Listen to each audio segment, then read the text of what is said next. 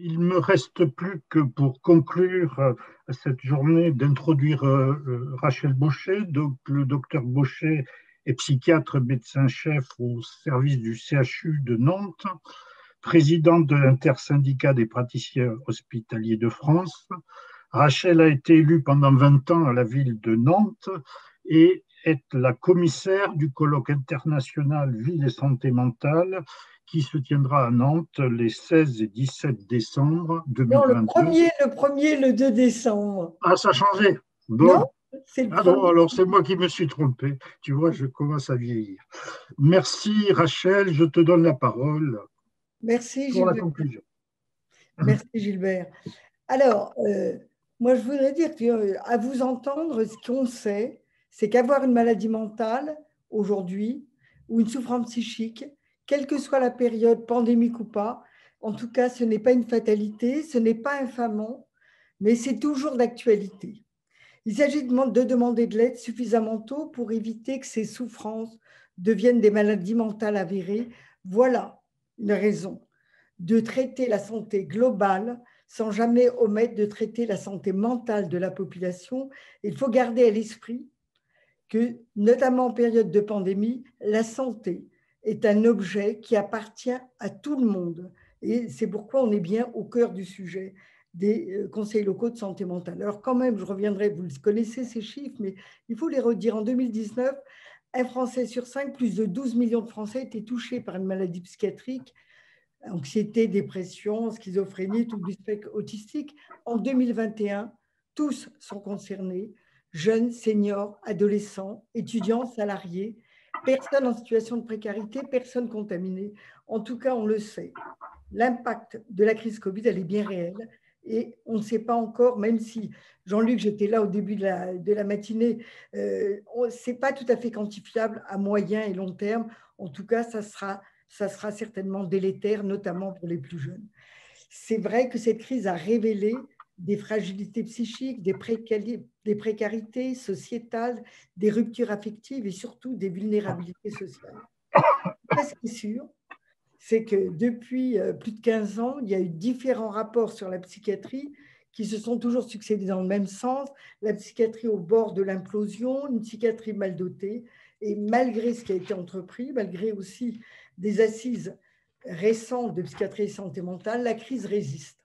En tout cas, la crise existe et elle résiste.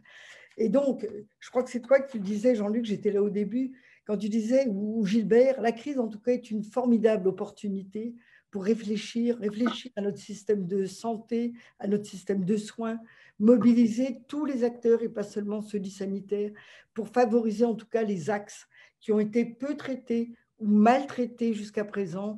Vous en avez parlé pas mal, tels que les problèmes de cloisonnement, de difficultés de parcours, d'absence de lisibilité des parcours de soins, pas assez de prévention et pas assez de moyens pour la recherche et l'innovation. Ce que je voulais vous dire, c'est que, bien entendu, je ne vais pas faire un commentaire du commentaire pendant la journée. Ça serait non seulement malvenu, et en plus, je dois vous dire que j'ai passé une moitié de la journée avec France Urbaine. Donc, en plus, ce qui m'a permis de redoubler votre action, puisque je leur ai parlé au niveau des collectivités, puisque France Urbaine, c'est l'ensemble des collectivités territoriales, c'est l'ensemble des communautés urbaines de France. Donc, j'ai pu leur parler de votre journée. Donc, j'ai pu faire coup double. Ce que je peux vous dire, c'est que ces 6e journées des conseils locaux de santé mentale qui se sont déroulées pendant la 23e journée d'études de votre association ESPT montrent aussi toute l'importance qualitative et quantitative que sont ces conseils locaux de santé mentale et bien sûr, initiés par ces conseils, les semaines d'information de santé mentale. Alors, ces outils, je sais qu'ils sont développés de façon importante puisque en 10 ans, ils sont passés de 10 à 260. Donc, c'est Jean-Luc Roland qui m'avait passé un petit message en me disant que ça fait une couverture de plus de 20 millions d'habitants. Malheureusement, il en faudrait 3 ou 4 fois plus. Donc, si vous voulez, j'ai plaidé votre cause au niveau de France Urbaine. Par contre, faut-il les rendre obligatoires? Je ne sais pas, parce que ce que je sais, c'est quand on rend les choses obligatoires, ça défait d'une chose majeure, c'est de ce militantisme, de ce travail de conviction, de mobilisation dont on a besoin. Donc, moi, j'insisterai davantage sur des sollicitations très fortes en termes en termes d'investissement, en termes effectivement d'équipement qui pourraient être attribués aux collectivités. Mais je crois davantage à des incitations très fortes, non seulement financières, mais aussi, disons, territoriales, aussi en termes d'équipement. Donc, ces interventions, pour celles auxquelles j'ai assisté, la première table ronde ce matin, quelques-unes cet après-midi, je m'en excuse auprès des intervenants de cet après-midi, parce que j'étais à France Urbaine, et je les ai toutes notées comme, disons, des interventions convaincues, enthousiasme, et qui soulignent bien que le principal enjeu de la psychiatrie du XXIe siècle, c'est bien cette capacité d'adaptation, disons, aux situations, notamment à la pandémie, mais c'est surtout la réduction de toutes les inégalités financières et territoriales, avec une possibilité de graduation des réponses pour donner à tous des réponses coordonnées, homogènes au niveau des territoires. Avant, disons, d'aller sur un propos purement conclusif, moi, j'ai décidé de faire un pas de côté. Et alors, ça m'a intéressée parce que j'avais décidé de parler des jeunes et je me suis rendu compte. Pourquoi? Parce qu'effectivement, on a eu un afflux des jeunes qui n'avaient pas d'antécédents, des jeunes pour qui le tribut va être lourd, hein, puisque en termes d'évolution, disons, sociale, sociétale, universitaire, le tribut sera lourd de cette pandémie. Et donc, j'ai vu que ce matin, en tout cas, beaucoup en parlaient, que ce soit Bordeaux, Paris, à Nantes, on l'a évoqué aussi. Et donc, de le souligner, d'autant plus que je crois que c'est Gilbert qui l'évoquait ce matin, les problèmes de la pédopsychiatrie sont majeurs. Et il y a dans plus de 9 départements, il n'y a pas un seul pédopsychiatre. Et donc, je voulais revenir sur ça pour illustrer l'action des collectivités territoriales et en quoi les conseils locaux de santé mentale seraient majeurs à mettre en œuvre, en disant que dans un premier temps, je crois qu'il faut mettre fin aussi à ce mythe de la jeunesse, âge d'or de la vie. Ce n'est pas vrai. Pendant la pandémie, il y a eu un sentiment très profond de solitude qui s'est révélé beaucoup plus important que la solitude réelle, en écho avec un sentiment de dévalorisation profonde par nos jeunes patients ou par les jeunes qu'on a pu croiser, qui a été traduit par un de mes collègues par la jolie expression d'épidémie de solitude. 24% d'entre eux ont souffert, mais seulement, disons, un quart nous ont fait part de ce sentiment de solitude absolue. Jean-Luc disait, au niveau des chiffres, on est passé de 10 jusqu'à 38% de jeunes qui sont en grande difficulté. Et il faut le savoir, les jeunes Français, en dehors de toute pandémie, ont une représentation la plus négative des jeunes Européens sur leur avenir. Plus de 30% des Français ont une représentation négative de leur avenir. Un adolescent sur 4 est en situation de souffrance psychique. Une étude de Crédec remettait en cause ce mythe de la jeunesse, mythe de résilience et de robustesse. 75% d'entre eux n'ont bénéficié d'aucune aide médicale ou psychologique, alors qu'on sait que 3/4 des pathologies mentales apparaissent avant 25 ans, avec des répercussions non négligeables, cognitives et cérébrales, pendant cette période sensible de 15 à 25 ans. Donc cette pandémie, elle s'est révélée quoi? Finalement, un détonateur de vulnérabilité pour ces jeunes, soulignant une triple peine affective, financière, socioculturelle, avec notamment l'absence de lieux d'inscription sociale, d'inscription culturelle, d'inscription sportive aussi, parce que le sport est majeur en termes d'affirmation de soi. Je crois que c'est ici qu'on en a parlé, je ne sais plus si c'est cette réunion ou l'autre réunion. En tout cas, tous ces lieux d'inscription sociale, municipale, sportive et culturelle sont majeurs et ils ont manqué pendant cette période de pandémie. Ces vulnérabilités ont été d'autant plus renforcées par des discours un peu durs vis-à-vis de ces jeunes qualifiés d'irresponsables ou de contaminants. En tout cas, ça a entraîné quoi? Un tsunami de ces jeunes patients dans nos consultations, dans nos structures ou dans nos services de ces jeunes patients de 15 à 25 ans. Il y a bien là un effet générationnel et un paradoxe finalement. Les jeunes les moins touchés, les moins contaminés, sont davantage marqués par tout ce qui est les états anxieux, phobiques, et notamment les différentes peurs. La peur de mourir, mais aussi la peur d'être contaminé, la peur de l'avenir et la peur de la solitude. On notera aussi un excès de mortalité lié à ce problème d'isolement social. Cette stigmatisation de la maladie mentale dont il faut se saisir, elle est source de solitude. Elle a été doublement majeure, je crois que vous l'avez dit ce matin, en termes de double stigmatisation, maladie mentale et Covid. Et tout ça n'a fait qu'aggraver ce sentiment de détresse, de solitude et de non-compréhension, et donc bien entendu retarder l'accès aux soins pour les jeunes. Voilà pourquoi. Voilà, c'est pourquoi c'est une raison supplémentaire pour toujours rechercher avec plus d'énergie les bonnes solutions pour lutter contre la précarité et le chômage des jeunes, pour favoriser l'insertion sociale de ces jeunes par l'éducation, vous en avez beaucoup parlé, la connaissance, le sport, la culture et bien sûr le digital, pour leur permettre d'aller un meilleur accès à l'université. Rappelons que la société n'a pas pour rôle de ramener ces jeunes dans je ne sais quel droit chemin. Non, ce n'est pas ça. C'est à la société d'aller vers ces jeunes, d'aller là où ils sont, d'aller dans l'état dans lequel ils sont pour, avec eux, tisser, construire, imaginer, en tout cas faciliter un avenir, les aider à construire leur avenir, leur devenir. Et il est probable, bien sûr, que là, je quitte mon rôle de psychiatre, mais je m'adresse davantage aux élus et je m'adresse davantage aussi à ce qui peut être fait dans les conseils locaux de santé mentale pour pouvoir aussi mobiliser les collectivités territoriales, car il nous faut agir. Il nous faut agir plus que jamais. Et donc, je vous propose 6 points. Premièrement, l'avenir, et vous les retrouverez parce que c'est un peu les objets des conseils locaux de santé mentale. L'avenir, c'est le changement de la représentation des maladies mentales et de la santé mentale. C'est bien la déstigmatisation. Pour cela, il faut continuer, toujours continuer les campagnes d'information comme la semaine d'information de la santé mentale, comme les plateformes d'information de sensibilisation pour favoriser un accès aux soins à ces sujets en pleine détresse. Deuxièmement, c'est réduire les inégalités de santé.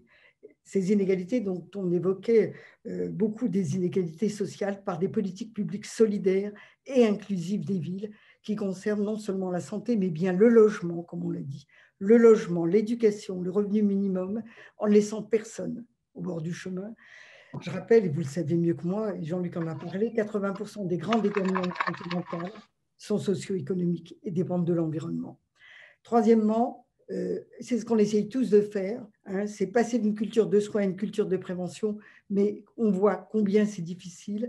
Disons, certains l'évoquaient là juste à l'instant quand je suis revenue, et il faut davantage responsabiliser l'ensemble des acteurs, et ça concerne d'emblée les premières années de la vie à l'école, par une prise de conscience des problèmes de santé publique.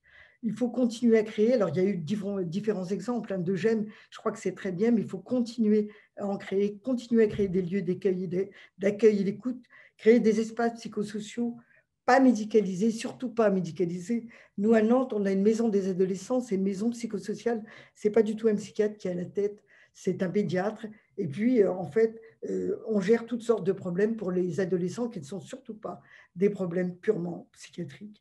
En tout cas, ce qu'il faut, c'est construire, coordonner des dispositifs de proximité basés sur la transdisciplinarité avec des interfaces entre les différents acteurs du territoire qui sont à rechercher et des collaborations inédites. Et ça, je pense, on peut le faire, on peut les chercher dans les cadres, grâce aux conseils locaux de santé mentale, des collaborations inédites dans le cadre de la culture, du sport, de la municipalité pour permettre de nouvelles inclusions sociales. Quatrièmement, on ne fait, disons, vous le faites, et on doit remercier les conseils locaux de santé mentale pour ça, c'est garantir les droits fondamentaux de la personne soignée en psychiatrie ou en situation de handicap. Cinquièmement, favoriser l'avenir, c'est bien favoriser le bien vivre ensemble, surtout dans cette période difficile de pandémie où chacun s'est replié sur lui-même, favoriser la cohésion sociale, et c'est bien par le biais des politiques publiques en direction de la culture, des sports, des espaces verts, du dialogue citoyen. Donc, c'est bien en direction des politiques publiques qu'il faut aider à fabriquer la ville par les habitants, pour les habitants. On sait bien que malheureusement, on connaît des périodes d'hyper-individualisme contemporain qui s'est rajouté en plus à ces mesures de confinement, en plus à ces mesures de distanciation sociale. Tout ça a entraîné non seulement un repli sur soi, mais aussi une perte de repères majeurs de la société et une fragilité des valeurs identitaires. En tout cas, le vrai levier de changement, j'en suis persuadée, c'est bien une démocratie participative qu'on met en œuvre dans le cadre des conseils locaux de santé mentale avec la mise en relief des valeurs majeures, de nos valeurs communes, que sont l'autonomie, le respect et l'innovation. Sixièmement, c'est dans le consensus de Copenhague, l'avenir, c'est la vision inscrite dans ce consensus avec plus de bonheur pour tous dans les villes. Alors, ma ville de Nantes l'a adopté. J'espère qu'il en est pour d'autres villes qui ont fait des présentations aujourd'hui. Juste quelques mots pour conclure, pour vous dire que pour réussir tout ça, il faut tous nous associer. Et Jean-Luc, tu l'as dit dès le début, bien sûr, c'est un travail de militant, mais ça on est habitué. Mais c'est un travail inlassable, non seulement de militantisme, mais aussi de conviction, d'engagement et je dirais de séduction. Il faut amener les autres à nos propres convictions. Il repose sur l'ensemble des acteurs qui sont présents au sein des conseils locaux de santé mentale, donc que je salue parce qu'ils ont fait, disons, ceux qui existent ont fait un travail remarquable et ils ont permis aussi la création d'autres conseils locaux de santé mentale. C'est l'ensemble de ces acteurs, vous qui avez pris la parole, les élus, les professionnels de santé, les citoyens et bien sûr les aidants. Il est urgent de faire sortir ces questions-là du seul champ des experts. C'est tout le sens, en tout cas, du colloque international qui va se dérouler à Nantes. Donc, Gilbert, le 1er et le 2 décembre à Nantes, à la Cité des Congrès, sous le titre « Ville et santé mentale », mais c'est en quoi les collectivités territoriales, en quoi les villes peuvent aider à la santé mentale pour tous, partout, qui sera organisé à Nantes et dont la présidente de la communauté urbaine, Johanna Roland, m'a confié la responsabilité. Je remercie Gilbert Angard, puisqu'il a souhaité, en tout cas il m'a dit, que la 24e journée d'élus publics santé territoire se déroulerait la veille de notre colloque, qui nous permettrait de bénéficier de toutes vos expériences et de tous vos atouts en termes d'expérience passée. Ainsi, ensemble, nous montrerons, en tout cas nous démontrerons que c'est bien par l'union de toutes les énergies, que par l'union de toutes les compétences, que nous œuvrerons ensemble utilement au service d'une santé globale positive. Merci à vous. Votre micro est fermé, Monsieur Angard. Merci Rachel, tu es comme d'habitude très brillante et très motivée. Écoutez, moi je suis ravi de cette journée. Nous avons eu des intervenants de grande qualité. Sur la logistique, il n'y a rien à dire. Merci Fanny, merci Étienne, merci Maureen et merci à toutes et à toutes qui ont participé. Je remercie tous les participants. Donc, cette journée a été enregistrée, donc il y aura une diffusion. Alors peut-être vous donnerez juste après moi là, les modalités de diffusion. En tout cas, je vous donne rendez-vous à la prochaine journée qui aura lieu à Nantes, en préambule du colloque international, et je vous souhaite une bonne soirée. Maureen, je vous laisse dire 2 mots sur la technique, et après si Jean-Luc veut je vais uniquement dire un tout petit mot pour conclure. Je suis vraiment très, très heureux de ces journées et des retrouvailles entre élus, santé publique et territoire et le centre collaborateur OMS parce que, bon, on a eu peur pour vous à un moment et maintenant on voit que le ESPT revit et que de toute façon, nous, sans les élus, je veux dire, cette aventure des conseils locaux, on n'aurait pas pu la faire. Donc, nous serons à Nantes pour co-organiser la journée avec vous. Ça c'est sûr. Voilà, et puis continuer ce fructueux travail en commun, et en espérant que ça continue très longtemps. Et à Nantes, on aura l'aspect international qui vraiment est intéressant dans notre travail. Voilà. Et encore merci à Rachel, hein, je vote pour toi pour la prochaine présidentielle. Merci à vous. Merci à vous. Et je vous attends tous à Nantes.